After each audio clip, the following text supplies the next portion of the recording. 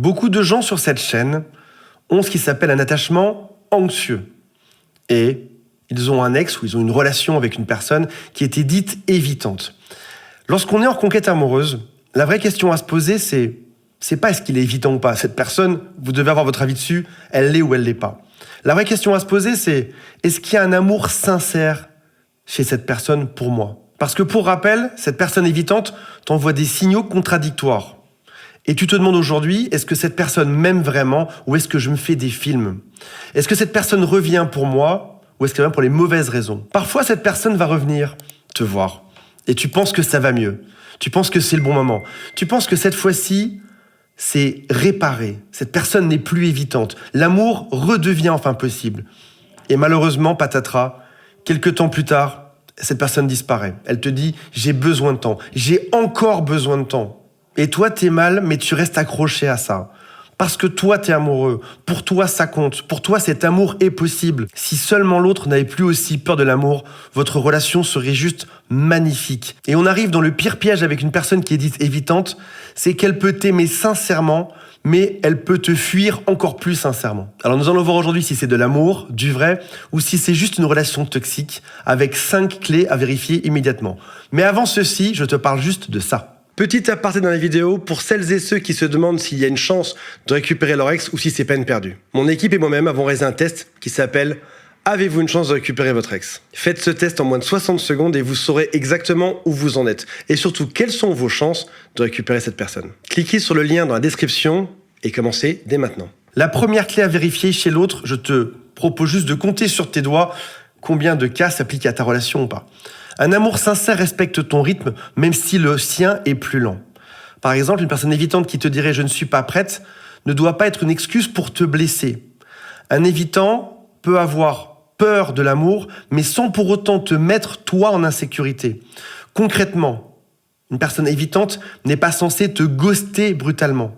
Il est censé juste prendre un peu sa distance, de manière raisonnable. Une personne évitante peut te dire ce qu'elle ressent, même si c'est maladroit. Elle peut aussi te dire « c'est juste que j'ai peur d'aimer ». Une personne évitante ne te ghoste pas pour revenir dans ta vie 3 semaines après, et puis repartir 4 semaines après. Ça n'a pas de sens. Voici 2 exemples qui sont assez concrets.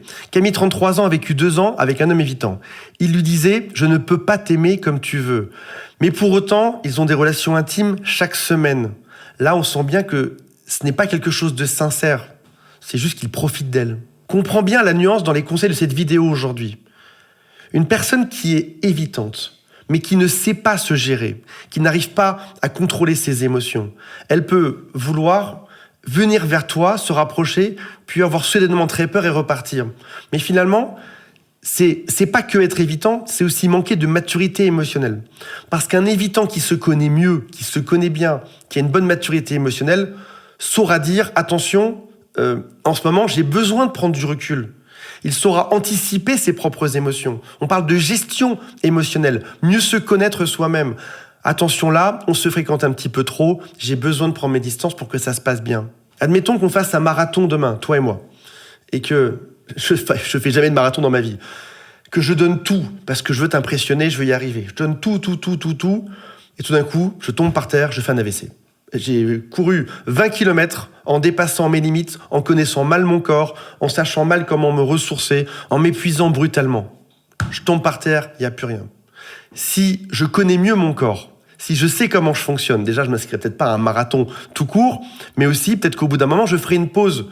Parce que je sais que mon corps se fatigue, j'ai besoin de faire une pause, j'ai besoin de boire de l'eau, de manger du sucre pour ne pas être en hypoglycémie et de prendre soin de moi, pour pouvoir repartir après et réussir ce marathon. Si tu le comprends dans le marathon, comprends-le bien dans le couple. Cette personne a des lacunes. Elle sait qu'elle a peur de l'amour. En principe, elle se connaît. Elle sait qu'elle a du mal à s'engager émotionnellement. Si maintenant, avant que la soupape explose, elle sait te dire « Attention, là on se voit un petit peu trop, ça me crée des peurs, j'ai besoin de reculer doucement », dans ce cas-là, la relation devient possible. La question étant, est-ce que cette personne évitante se connaît ou pas? Est-ce qu'elle est dans le déni de ce qui lui arrive ou pas? Exemple numéro 2. Paul, 41 ans, a mis 9 mois avant de dire un « je t'aime », mais il n'a jamais menti, il a toujours été clair. Il a dit « je ne sais pas comment faire, mais je veux essayer avec toi ». Un évitant sincère ne va pas vite. Il avance, même lentement. Il n'est pas en train de te faire du mal. J'ai créé une formation vidéo en 12 modules qui s'intitule « Récupérer son ex en 60 jours ». Le programme de formation s'affiche juste ici. Pour vous inscrire gratuitement, le lien est dans la description. Clé numéro 2. L'amour sincère résiste à la distance et il n'utilise pas cette distance comme une arme. C'est-à-dire qu'en gros, il ne disparaît pas pour te punir. Il ne pense pas que c'est toi le problème. Il est conscient d'être évitant. Il ne te met pas tout sur le dos. Beaucoup d'évitants se lancent à fond dans un couple et ont l'impression que ce couple-là sera peut-être la fin du sortilège, de la malédiction qu'ils ont sur eux. En se disant, cette fois-ci, c'est bon, ça fonctionne, donc je n'ai pas de problème. Donc je ne suis pas évitant. Donc je peux être dans le déni, ne pas regarder mes propres soucis. Malheureusement, ça ne marche pas. Et un évitant qui est immature émotionnellement, au bout de 3 mois, 6 mois, 1 an, 2 ans, peut-être même des fois au bout de 3 ans, pourra dire « c'était lui le problème, c'était elle le problème ». Parce que la majorité des gens n'arrivent pas à voir qu'ils ont un problème en eux.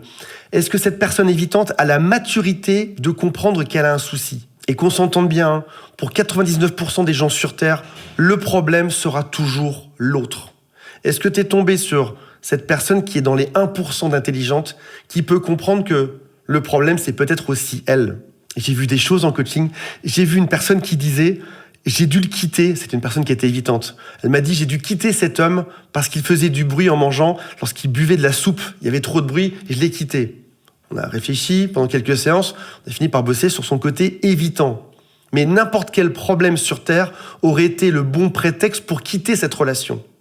Comme si à la fin, cette personne cherchait même le prétexte pour partir. Donc un évitant amoureux prend de l'espace pour se réguler et non pas pour te manipuler. Et encore manipuler et pas réellement le bon sens. C'est plutôt qu'il n'a pas conscience de son propre état. Il n'a même pas conscience du mal qu'il peut faire. Fais attention à ces signes. Est-ce que par exemple, après une dispute, il y a un grand silence ? Cette personne se replie complètement, t'as plus de nouvelles du tout. C'est une forme de manipulation passive. Ou encore, cette personne ne veut pas te parler ou ne peut pas te parler, mais bizarrement, il vient liker tes stories ou il vient les regarder. C'est une torture pour toi, une torture émotionnelle. Cette personne évitante te dit « on ne pourra jamais être en couple », mais bizarrement demande des relations intimes, que ce soit un homme ou une femme. Un évitant sincère qui a une bonne maturité émotionnelle reviendra avec des explications et non pas du vide et des relations intimes. Pense bien à cette chose-là. Beaucoup de gens, c'est même une mode sur Internet, la plupart des gens se disent « si jamais cette personne ne veut pas de moi ou me quitte, c'est que cette personne est donc évitante.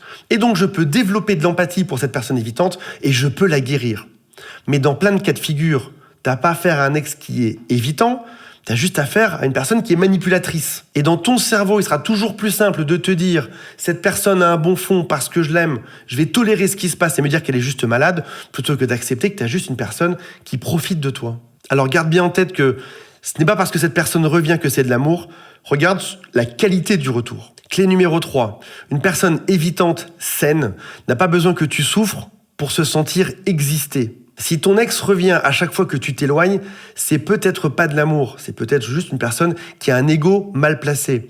Un évitant qui est dit sincère ne joue pas avec ta douleur. Il ne teste pas ta fidélité en t'ignorant. Il n'a pas besoin de venir te récupérer quand tu pars avec quelqu'un d'autre, parce qu'il stresse. Et petite parenthèse dans cette vidéo du jour, je dis souvent les évitants, il faut les éviter. Je sais pas si je peux recommander à qui que ce soit d'être en couple avec une personne qui est dite évitante. C'est pas très agréable, c'est même pas très sain. Parce que plus cette personne sera évitante, si c'est vraiment une personne évitante, plus ta partie anxieuse va se développer. C'est quelque chose dont on parle assez peu. Notre attachement amoureux va beaucoup dépendre de la personne avec qui on est. Moi, par exemple, après des années de travail, je suis enfin revenu sur un attachement qui est dit sécure. L'attachement sécure, c'est si tu m'aimes et que ça se passe bien, on reste ensemble. Si tu me fais des problèmes, j'aurai aucun mal à partir. C'est à peu près ça le résumé. Maintenant, bizarrement, mon attachement sécure, si je me mets avec quelqu'un d'évitant, qui sera évitant, mon attachement va redevenir anxieux. Donc, mon attachement n'est pas statique. Il va beaucoup dépendre de la personne qui est en face de moi. Ce qui est ton cas également. Je ne suis pas une exception, c'est le cas d'à peu près tout le monde. Donc pose-toi la question de est-ce que c'est une bonne chose dans ma vie d'être avec quelqu'un qui est évitant ? Voici un exemple.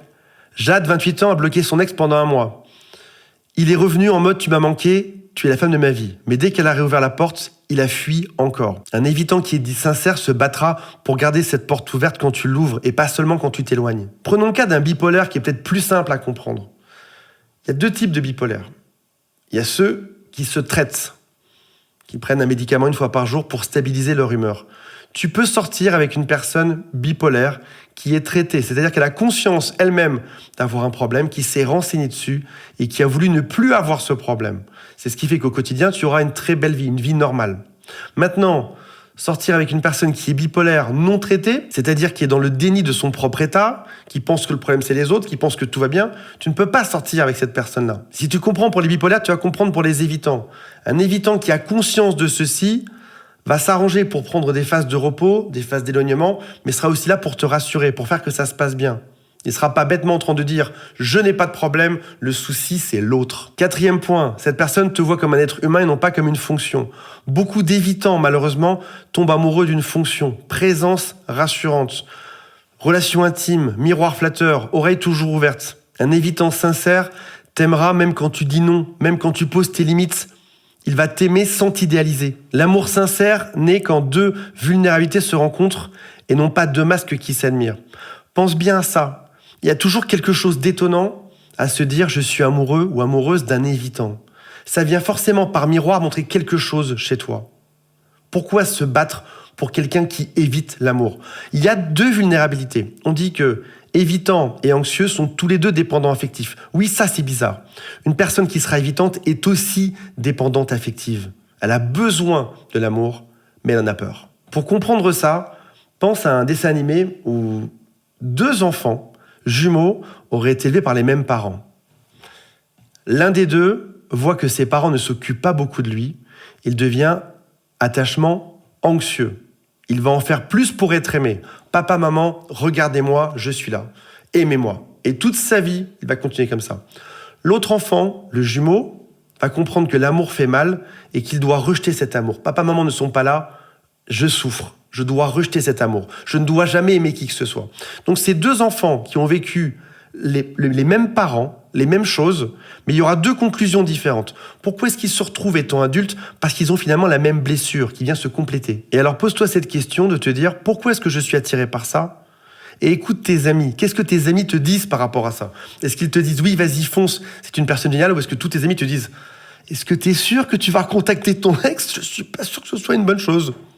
Je vous laisse décider par vous-même. Si vous envisagez de récupérer votre ex et que vous avez besoin de soutien, sachez que depuis 10 ans, je travaille avec des coachs et des psychologues pour accompagner les VIP chez jerécupéremonex.com. Nous ne proposons pas une solution miracle, mais un travail sérieux qui est d'ailleurs noté 4,5 sur 5 sur Trustpilot. Pour en savoir plus, prenez rendez-vous gratuitement avec l'un des membres de notre équipe. Le 5e point qui est peut-être le plus important, c'est que tu n'as pas besoin de te transformer pour être aimé. On a vu que l'attachement anxieux, ce qui était mon cas, a besoin toujours d'en faire plus pour être aimé. Je ne vais pas montrer mes propres goûts, je vais juste prendre les goûts de l'autre.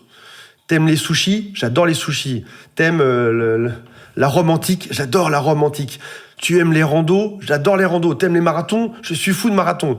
T'es juste devenu un miroir à l'autre, par peur d'être rejeté, en te disant, si je suis exactement comme l'autre, alors l'autre m'acceptera. Ce qui signifie que tu sauras que c'est sincère quand tu arrêteras de marcher sur des œufs, de lutter pour être accepté, validé. Tu ne fais plus semblant d'être cool. Tu n'es plus en train de te taire pour éviter que l'autre parte.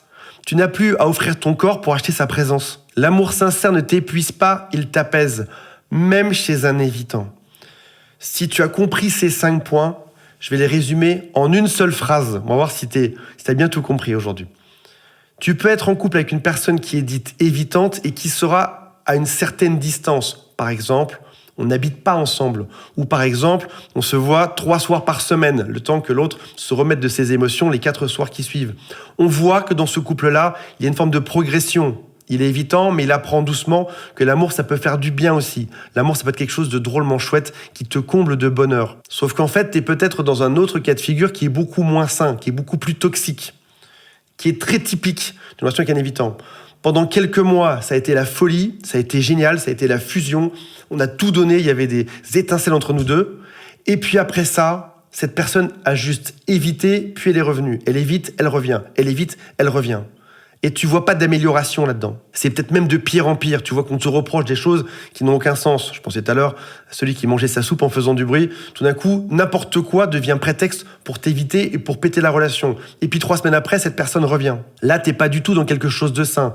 T'es juste dans une relation où l'évitant a cru conjurer son sort au début pendant quelques mois parce que c'était génial. Et après ça, est juste redevenu évitant de la même manière qu'il a toujours été dans sa vie précédemment. Mais il n'y a pas de différence, il n'y a pas d'avancée. Voilà mes amis, si vous avez du mal à y voir clair, je vous rappelle qu'il y a tout un tas de ressources qui sont offertes sous cette vidéo. Des formations offertes, des e-books, une application gratuite. Il y a aussi toute mon équipe qui est là pour vous écouter au téléphone du lundi au vendredi. Tout ceci, c'est juste sous la vidéo. Il est parfois compliqué soi-même de faire la part des choses, de comprendre ce qui se passe. Demander l'aide d'une personne externe quand on a trop la tête dans le guidon, c'est la meilleure chose qu'on puisse faire sur Terre. Ça peut vous éviter de perdre des années. J'espère que ça vous a plu et on se retrouve prochainement. Salut à tous, bye.